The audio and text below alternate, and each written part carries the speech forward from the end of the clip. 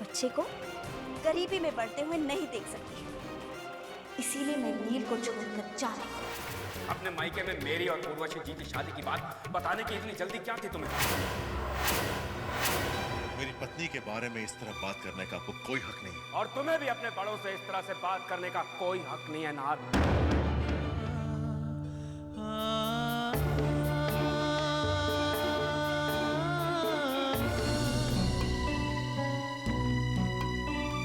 खुश रहो, भगवान तुम दोनों भाइयों को सदा इसी तरह साथ रखे। दरअसल एक न्यूज़ कंफर्म करने आए हैं। सारे शहर में चर्चा है कि आपने अपनी पहली पत्नी को तलाक दिए बगैर उन्हीं की सगी बहन से दूसरी शादी कर ली। ये न्यूज़ आपको कहाँ से मिली? आपके घर से ही फोन आया था हमारे पास। तो फिर नाम बताइए, कौन था वो? सलोनी से। प्लीज इस तरह परिवार की इज्जत को सड़क पर मत लाइए। आप मुझ पर गलत इल्जाम लगा रही है जीजी। नहीं सलोनी जी। ब्रजेश जी, तारा कहाँ है? वो तारा किचन में बिजी है। उर्वशी जी, आप जानते हैं कि हमारी शादी किस वजह से हुई है। हमारे बीच उस एक समझौते के अलावा और कुछ नहीं है। ये बात अगर आपने नहीं भी कही होती ब्रजेश जी, तो हम कभी इस बात को भूल नहीं सकते। हम तो सिर्फ तारा की। क्या हुआ?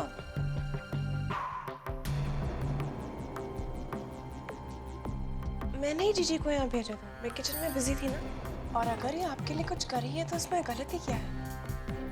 जानता हूँ, लेकिन मैं नहीं चाहता कि उर्वशी जी तुम्हारा काम करे।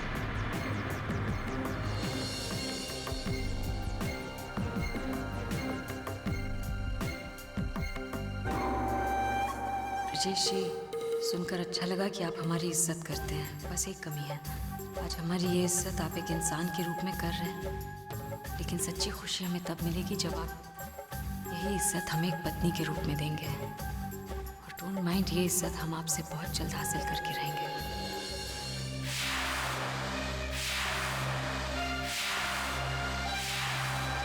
आना कुछ नहीं इसमें, ये अखबार सिर्फ हमारे लिए दर्द और तकलीफ की खबर ही लेकर आया है।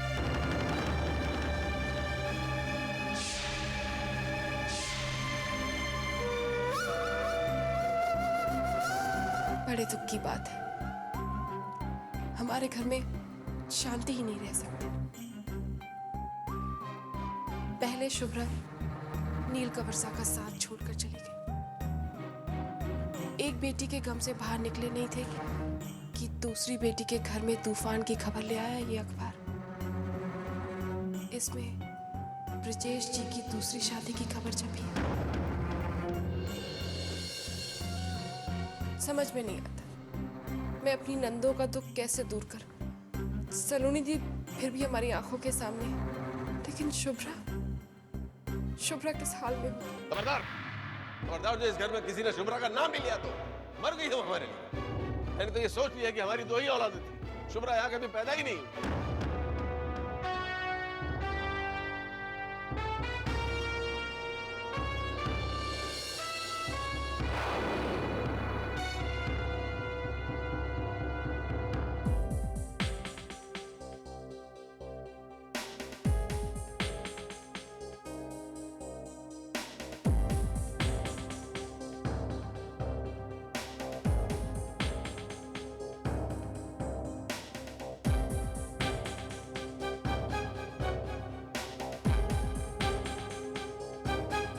माता रानी महाराज की कृपा से सब ठीक हो।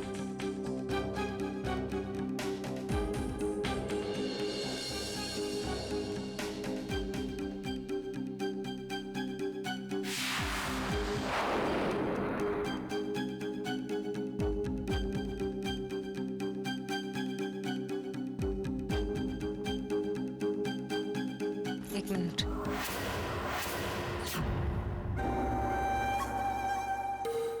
सलोनी जी, सिर्फ टीका करने से दुआएं नहीं मिल जाती। दुआओं की नीयत तय करती है कि उनका फल क्या होगा। और आपके दिल में हमारी कामयाबी की कितनी तमन्ना है, ये तो ये बात किसी से छिपी नहीं है। फिर ये दिखावा किस बात का?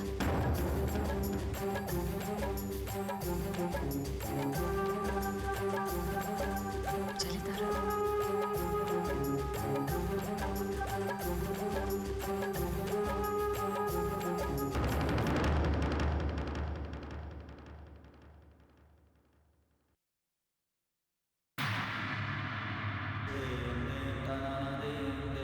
आप कितने बजे तक आ जाएंगे? ऑफिस में बोर्ड मीटिंग। यार इस वक्त मेरी जिंदगी में ऑफिस की मीटिंग के अलावा और भी बहुत जरूरी काम है। चलो।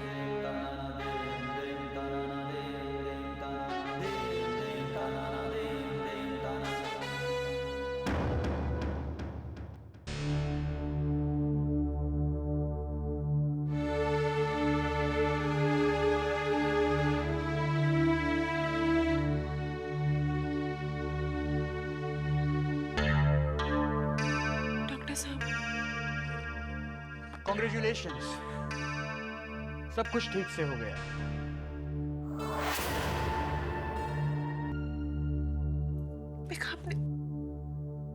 सब ठीक हो गया। अब हमारा सपना पूरा हो जाएगा। बधाई हो जीजी, बधाई हो। मैं ऑफिस चलता हूँ। तुम उर्वशी जी को लेकर घर जाओ और इनका ख्याल रखो।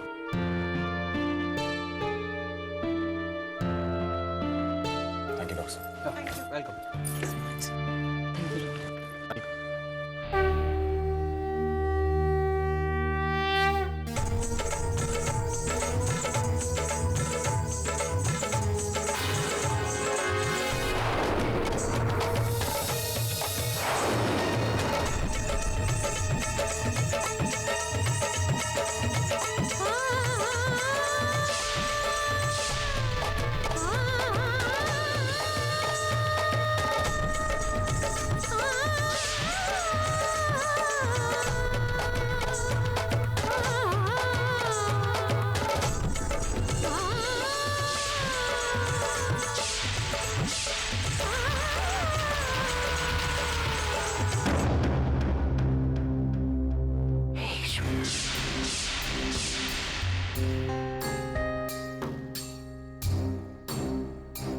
जोत ब्रजेश नाहर की माता के हाथों से जलाई गई थी।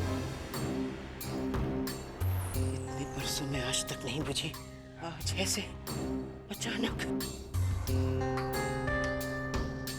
कितना बड़ा अपशकुन। कौन सा तूफान आने वाला है इस घर में?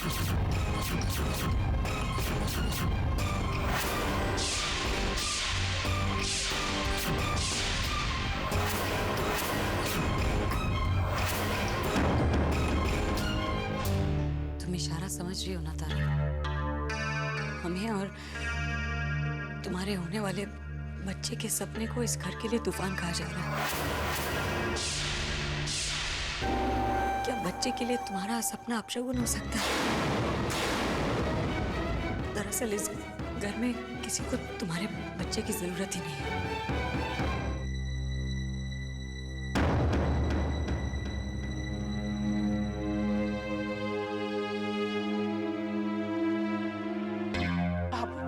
आपने ऐसे क्यों कहा कि घर में अपशगुन हुआ है? क्यों तकलीफ है आपको मेरी खुशियों से, मेरे सपनों से, कि आप उसे अपशगुन और संकट से जोड़ रहे हैं?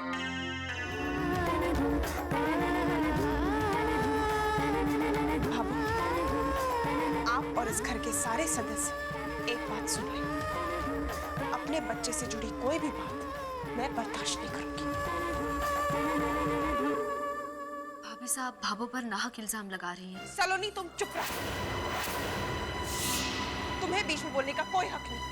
तारा, हालांकि जैसा तुम सोच रही हो ऐसा कुछ भी नहीं कहा मैंने, लेकिन अब तुम मर्यादाओं की सारी सीमाएं लांघ चुकी हो तो मुझे भी मजबूर होकर अपनी जबान खोलनी पड़ेगी। तारा, तुम खुद अपने लिए एक गड्ढा खोद रही हो और आंखों पर पट्टी बांधकर चलती रही अगर, तो इसी गड्ढे में गिरकर अपना नुकसान कराओगी तुम। एक मिनट, आप होती कौन है मुझे उपदेश देने वाली, मेरा फायदा नुकसान बताने वाली? भाभी साहब, आप बाबू से ऐसे कैसे बात कर सकती हैं? सलोनी, तुम बीच में नहीं बोलो। बाबू, मैं मानती हूँ ब्रजेश को पाला है, लेकिन उसके लिए आपको इस घर में सम्मान मिला है। इसका मतलब ये नहीं कि आप ये सोचने लग जाए कि आप इस घर की मालकिन हैं।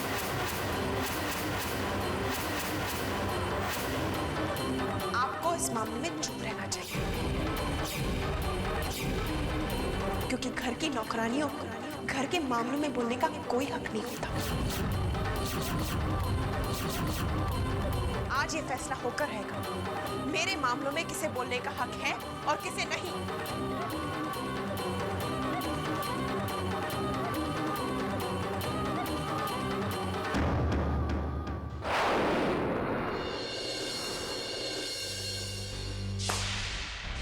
मेरे आने तक तुम इंतजार नहीं कर सकते थे? इतने इंपॉर्टेंट डिसीजन लेने की क्या जरूरत थी? जरूरत थी भाई साहब, क्योंकि मिस्टर चौहान आफ्टरनून फ्लाइट से 15 दिनों के लिए बाहर जा रहे थे। तो उनके आने के बाद भी तो एग्रीमेंट साइन हो सकता था, इतनी जल्दी क्या थी? जल्दी होने थी भाई साहब, वो अपनी तसल्ली के लिए चाहते थे कि उनमें से किसी एक के सिग्नेचर हो जाए, ताकि वो 15 दिनों में प्रोजेक्ट के लिए फंड का इंतजाम कर सके। तुमने उनकी सहूलियत देखी ना, हमारी नहीं। मैं बजट पर उनके साथ बार्गेन करना चाहता था, लेकिन तुमने एग्रीमेंट साइन कर दिया, तो वो चैप्टर तो क्लोज ही हो गया ना। अब हम कुछ नहीं कर सकते। अगर मुझे जरा भी आइडिया होता तो। आज से पहले तुमने मुझसे बिना पूछे या मुझसे बिना डिस्कस किए कोई भी बिजनेस डिसीजन नहीं लिया, तो फिर आज क्यों? मुझसे तुमने ये भी नहीं कहा कि एग्रीमेंट साइन होना है। ऐसा मैंने सुबह आपको बताने की कोशिश की थी, लेकिन आपको सुनने के लिए तैयार ही नहीं। ओके, आई एम सॉरी, लेकिन एक बात ध्यान से सुन लो ना, आज के बाद इस ऑफिस में छोटे से छोटे डिसीजंस के लिए भी तुम मुझसे कंसल्ट करो। मुझसे कंसल्ट किए बगैर तुम कोई डिसीजन नहीं लोगे ना। You understand?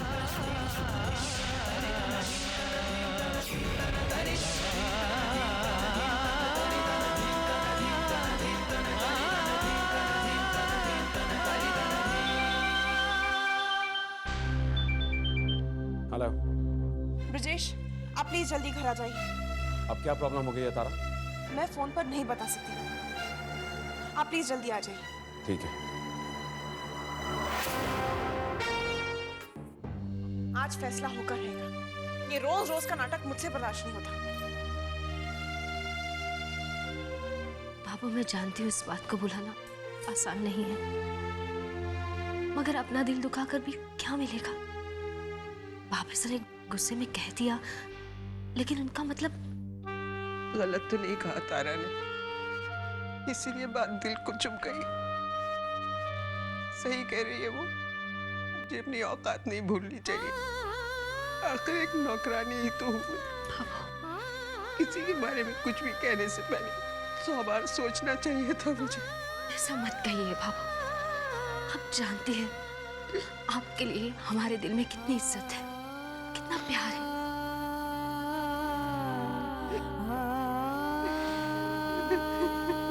चुप हो जाइए।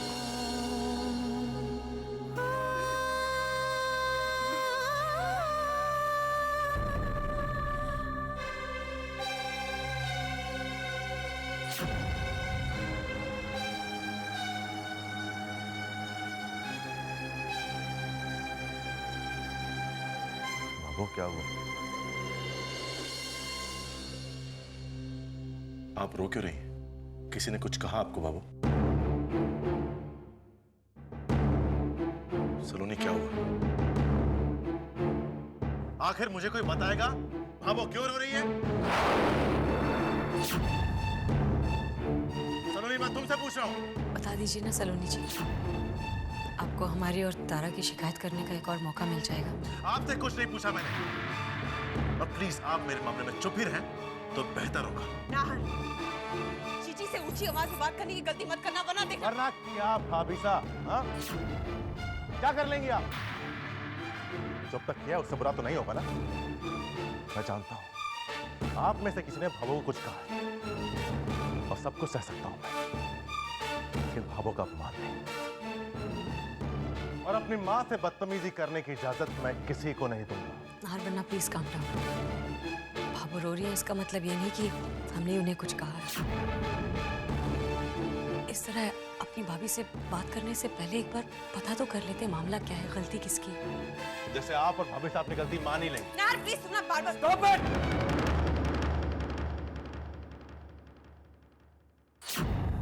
बच्चों की तरह एक दूसरे को ब्लेम करने में लगे हैं सब।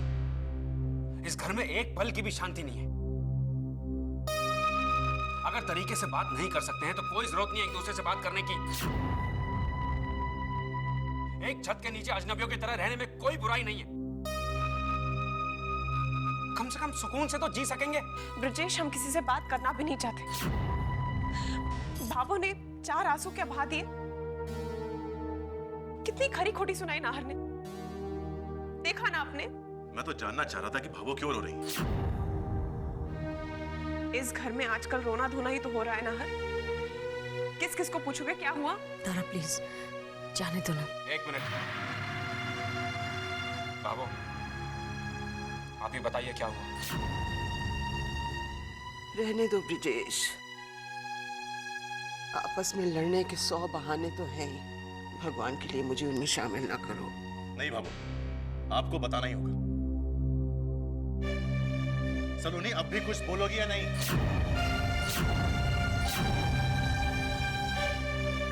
नाहर छोड़िए ना। सलोनी बताओ, भावो क्यों रो रही है? वो भाभो और भाभी साहब के बीच कुछ बात हो गई और भाभो को बुरा लगा। साफ साफ कहो ना सलोनी, क्या हुआ था? मैं बताती हूँ। सलोनी और भाभो आपस में बात कर रहे थे। जैसे ही मैं और जीजी डॉक्टर के पास से घर आए, भाभो ने कहा कि बहुत बड़ा अपशगुन हुआ है।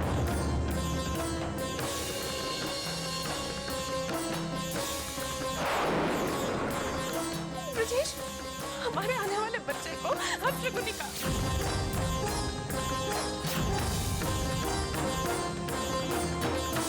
मैं कैसे सुन लेती, बताओ ना। भाभी साहब, भाभो ने आपके बच्चे के बारे में कुछ नहीं कहा था। कितना झूठ बोलोगी सलोनी, हद होती है। बस बस, मेहरबानी करके आप सब चुप हो जाइए। तंग आ गया हूं मैं इस रोज रोज के तमाशे से। जिस किसी को जिससे भी प्रॉब्लम हो वो आपस में बात नहीं करेंगे। खास करके नार और सलोनी उर्वशी जी और तारा से बात नहीं करेंगे। मुझसे बात करने की कोई जरूरत ही नहीं है। बेहतर होगा कि एक दूसरे की जिंदगी में दखल किए बगैर हम सब अपनी अपनी दुनिया में जिए।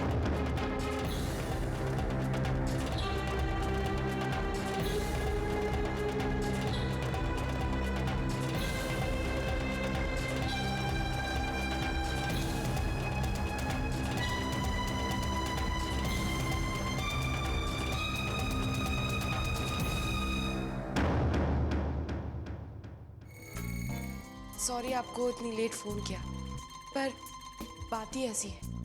क्या हुआ? घर में सब ठीक है ना? भगवान की दया से हमारे घर में सब कुछ ठीक है, मगर नील का वर्षा। नील? नील को क्या हुआ? कुछ लोग उन्हें उनके घर से निकालने की तैयारी कर रहे हैं। कौन लोग और किस लिए?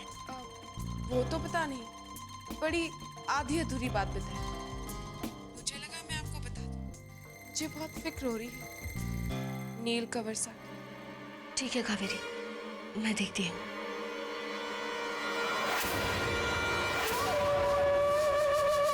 मम्मी जी, समर, पापा जी।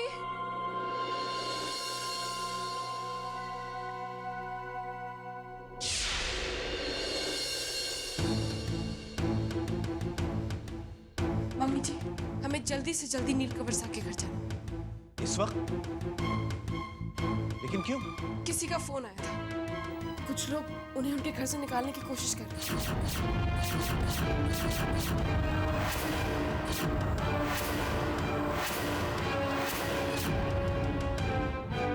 नाहर, कावेरी का फोन आया था। नील को जबरदस्ती उसके घर से निकाला जा रहा है। What? हाँ, हमें चलना चाहिए। चलो।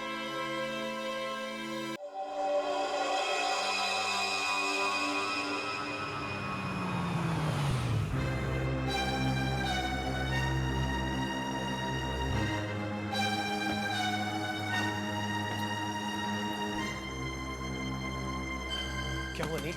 ये सब लोग कौन? क्या चाहते हैं? क्या हो गया आप जी? किस्मत पता नहीं और क्या क्या खेल खेलेगी मेरे बच्चे के साथ।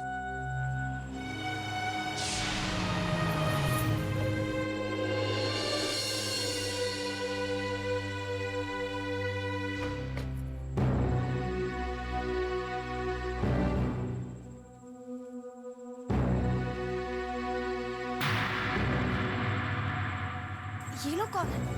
और ये घर का सामान बाहर क्यों ला रहे हैं? पता नहीं सर, ये तो कुछ कह ही नहीं रहे। कौन है ये? क्या चाहते हैं? पुलिस को क्यों नहीं इन्फॉर्म कर रहे हैं? मैडम, जो हमसे बोला गया वही हम लोग कर रहे हैं। किसने कहा आपसे? कौन है वो? एक मिनट। आप सब लोगों को जो कुछ भी पूछना है मुझसे पूछिए। मेरे वर्कर्स पर क्यों चिल्ला रहे हैं आप? तो आप ही बता दीजिए ना, इतनी रात को किसी शरीफ आदमी को उसे घर से बेदखल करने का क्या मतलब? कौन है आप? इस घर का मालिक।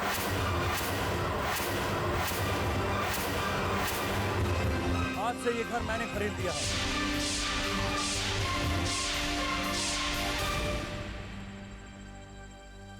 नील, तुमने घर बेच दिया? क्यों?